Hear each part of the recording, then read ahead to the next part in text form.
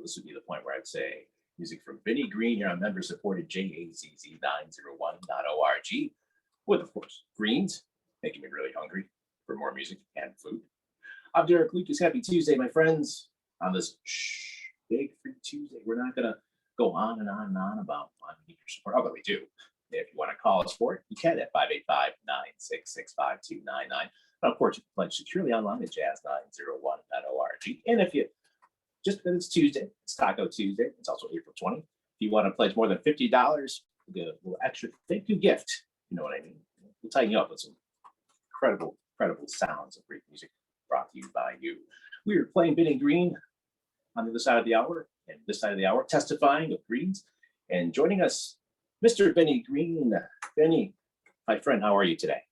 I'm very well, Derek. How are you doing, sir? Outstanding. Now, talking to you, man. We get to see each other. We're doing this via Zoom, friends, and so although you can't see it, we can see each other. But you get to hear the joy. So, Benny, good to see you. It's wonderful to see you. It's been many years of friendship, and I'm so grateful for the support that you give the music and that you've been giving your friend Benny all these years, Derek. Hey, well, thank you so much for the kindness and for the music. So, Benny, as I was saying before we went on the air, what did you learn about yourself in terms of, because everybody's lives change, but especially for artists, because everything came to a screeching halt. So what did you learn about yourself in 2020? Oh, my goodness. That's a big question. Embracing the relative isolation and solitude, I've had a chance to do a lot of reflection, which wasn't really possible in the past decades that I've been sort of on a career treadmill. So it's been really good for me just to do some cleaning house. And one thing that's sort of come about organically as I've been home alone is I've been embracing playing solo piano, which is something I've wanted to do for years. But the whole arena of playing in a trio with a bass player and drummer, like the music you were just playing from a record called Greens, which is recorded a little over 30 years ago. That's crazy to think about. I was only 5 years old at the time. Yeah, I was like 2. I really enjoy the instrumentation of piano, bass, and drums, but it's also been a situation and a musical environment it just sort of became dealt to me circumstantially through different groups I played with, the great Ray Brown Trio, and being signed to Blue Note Records back then when I was in my late 20s throughout the 1990s. And before I knew it, there was a word "the" and a word "trio" surrounding my name. But inside of all that is me. And I've been wanting to play trio, as I mentioned, for many years. But the trio situation kept arising, tours, and I enjoyed doing it. But one of the beautiful things for me about playing solo, among others, is that there's no one else for me to blame.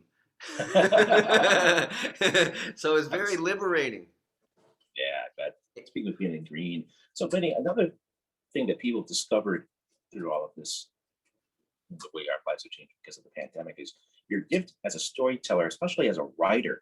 Because also we have a whole new world of folks who've discovered us and you through your writing and talk about your life the last 30 years as being an artist. Talk about what inspired you to start writing about your life in the art of jazz. Oh, thank you. Well, I just want to qualify. It's been a lot more than 30 years. Oh yeah, I've been an artist. It's your whole life. Well, I recently turned 58, and I began playing the piano when I was 6. Began taking lessons when I was 7, but I began working professionally when I was 15. So I guess it's been about 43 years. Yeah. That I've been working professionally, and I've been seeing a lot of shifts and trends kind of coming and going in recent years, and it's caused me to uh, feel a deepening gratitude uh, for the wonderful opportunities I've been shown and the love that's been shared with me from my elders, from my mentors over the years. You know some of my history, of course, Derek, and maybe some of your listeners um, are, some of them are not aware, but I began touring professionally with the late great vocalist Betty Carter just as I turned 20. Mm. And that was in April of 1983. And I toured the world with her for 4 years, at which point I joined the great Art Blakey and his band, Art Blakey and the Jazz Messengers. And I played with Art for a few years. And then I began playing with the great trumpeter Freddie Hubbard for a few years, which dovetailed with me joining the Ray Brown Trio. And I played with Ray for 4.5 years, which brought me to the late 90s, at which point I resumed my trio career. Then in the early 2000s, the wonderful guitarist Russell Malone and I toured for a few years as a duo.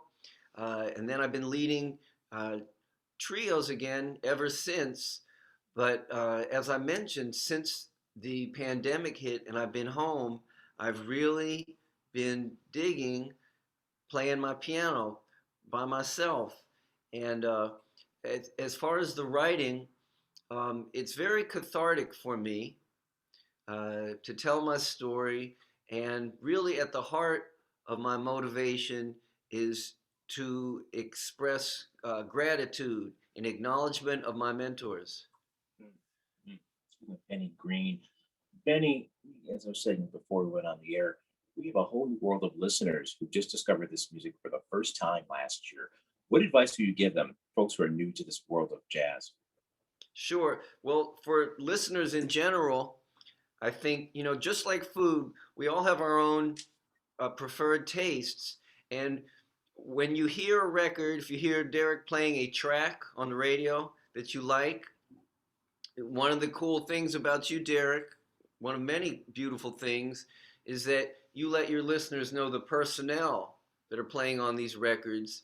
And I want to say, if you hear one track that for whatever reason just does it for you as a listener, you can write down the name of the artist or even the album. And then we have such convenience now with the internet. If you look up that artist, you can find out some other things they did. And you might find that there's certain kind of grooves you like, certain kind of tempos, certain kind of colors. And it's all a discovery process. Um, no new listener needs to feel that they don't know enough because all that matters is how it feels to you. Uh, so you might find, for example, that you like a certain kind of instrumentation. For example, for myself, I love listening to a quintet of 5 musicians with a trumpet, saxophone, piano, bass, and drums. And there are many, many records with that kind of format. So the really cool thing that a listener today has that I didn't have when I was growing up is this portal of the internet, and you can put simple words in the search engine. Like if I hear you playing a record by the Horace Silver Quintet, for example, Derek, I could just Google Horace Silver Quintet, and all sorts of things will come up, and I can listen on YouTube or Spotify, or I might want to actually purchase a CD. And when I was growing up in the 1970s, before there were CDs, and we had the big 12-inch LPs, a really cool thing was that we could look on the back and read what are called liner notes and find out a lot of information from the players and quotes from them about what they like, who their influences were. So if you purchase a CD, often it'll come with a booklet and it'll have information in there.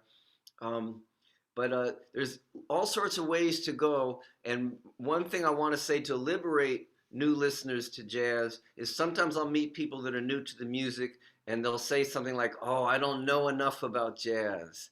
And I've even in years past made such a statement about classical music. I don't know enough about classical music, but all that really matters is how it feels to you and what you personally enjoy. That's how I feel about it.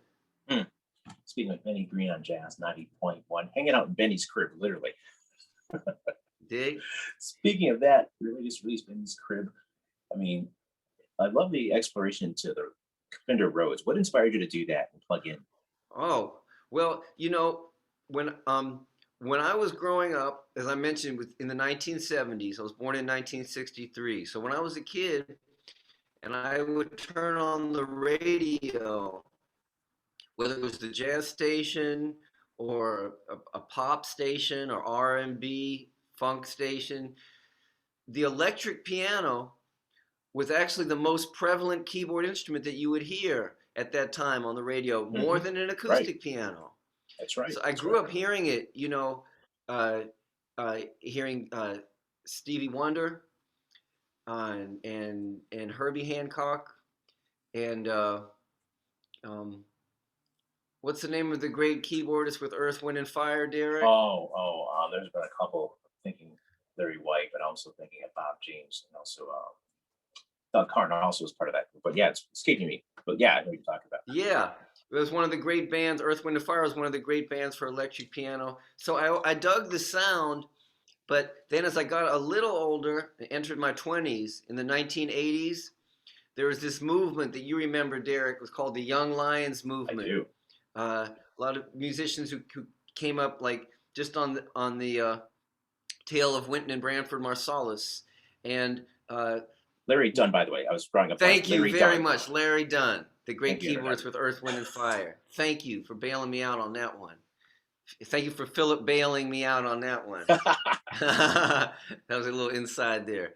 So all of a sudden in the 80s, what was more sort of in vogue with the young musicians, was wearing the suits and ties, and it was almost some people called it like a retro or neoclassical movement in jazz. We were playing acoustic again, and I came up in that era, and so at the time, there was a faction which we sort of jokingly called the Jazz Police, Yeah.